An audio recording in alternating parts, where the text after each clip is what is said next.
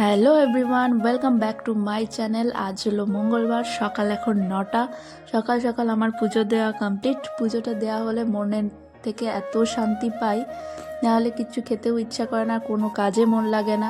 পুজো দেওয়ার নাম করে আমার সকাল সকাল চান সব থেকে বড়ো কাজ। স্নানটা আমার কমপ্লিট হয়ে যায়। মাইকে রেডি করিয়ে নিয়েছি, মাই এখন রয়েছে দোকানে। মাই একটা ছোট্ট নোটবুক বানিয়েছে, সেটাই আমাকে দেখাচ্ছিল যে দেখো মা, নোটবুকটাতে আমি এই এঁকেছি। আমি এখন দোকানে বসে আছি, আমার প্রত্যেক দিনের ডিউটি এই টাইমে দোকানে থাকা। যাচ্ছি এখন গাছে জল দিতে। প্রায় এখন 12টা থেকে 12:30 মতন বাজে। গাছগুলোতে খুব একটা জল না দেওয়াতে গাছের মাটিগুলো খুব শুকিয়ে গিয়েছিল। আমার ছাদের অবস্থা ছাদে উঠতে কান্না পায়। ছাদের এমন অবস্থা দেখে ভাবি যে কবে আমি ছাদটাকে পরিষ্কার পরিচ্ছন্ন করব। যতবার হাওয়া দিচ্ছে ততবার একবার এদিক একবার ওদিকে যাচ্ছে নোংরাগুলো। দেখো এই গাছটা সম্ভবত ঠিকই আছে, মাটি ভিজেই ছিল, তাও একবার ধুয়ে দিয়ে দিলাম। এবার এই জবা গাছগুলো, আমার কাছে জবা গাছের সেরকম কোনো ভ্যারাইটি না থাকলেও বেশ অনেকগুলো ভ্যারাইটিসই রয়েছে, তাই যেগুলো দেখাচ্ছিলাম। এই দেখো কত নোংরা ছাদটা।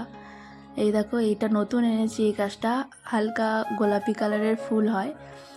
অনেক কড়ি এসেছে, জানি না কড়িগুলো কেন পড়ে যাচ্ছে। ফুলের কড়িগুলো এত হয়ে গেছে, প্রত্যেকটা গাছ থেকে কুড়ি ফোটার আগেই সেই কুড়িগুলো পড়ে যাচ্ছে।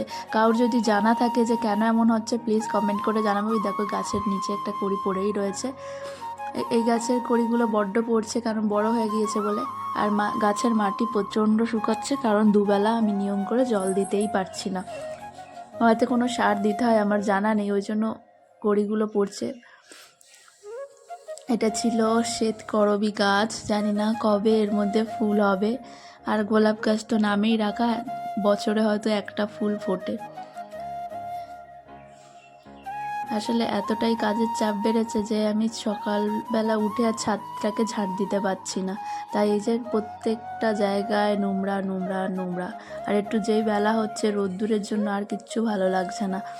গাছের বোলগুলো সব পড়েছে, কিন্তু গাছে যে আমের গুটিগুলো বেরিয়েছিল খুবই অল্প দেখা যাচ্ছে।